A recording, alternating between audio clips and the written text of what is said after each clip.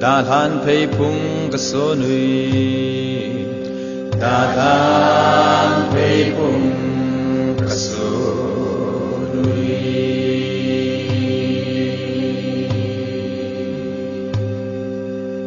lại gió lâu na về gầm lê rồi nín phê phung cả số nuôi rồi nín phê phung cả số nuôi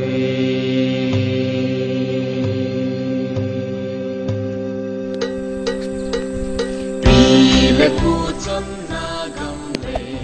đa than phê phung cả số nuôi chỉ họ bảo lấy số này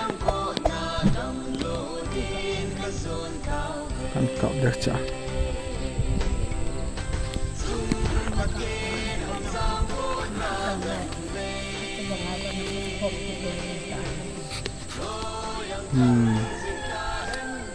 bao giờ hỏi rất là thô hỏi thế vậy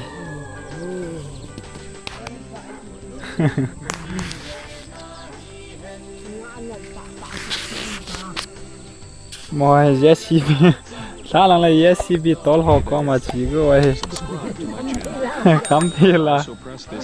nó sung mít tê họ mà họ kiểu đàn thì như sao là in hung thuần tuổi vậy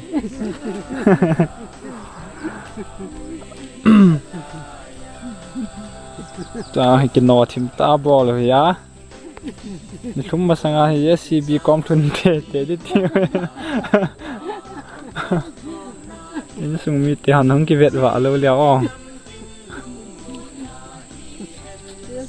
com thuần là phần ăn sung mít tê không được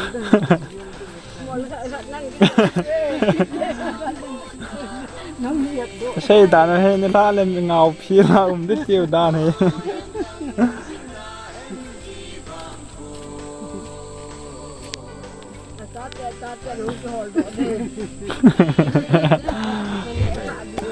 Subscribe to my channel and also press this bell icon.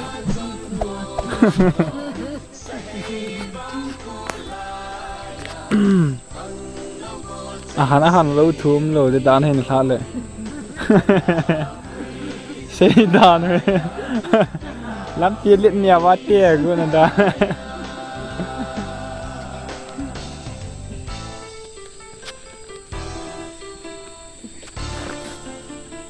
บาลดุกเสยยัง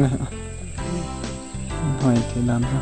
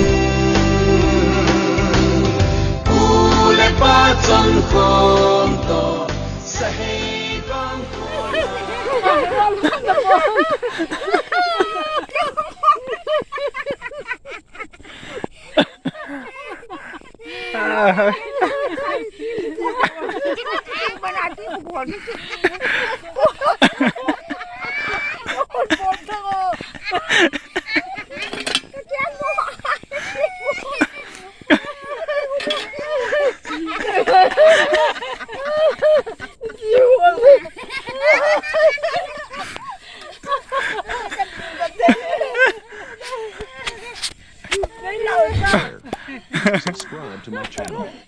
and also press this bell icon.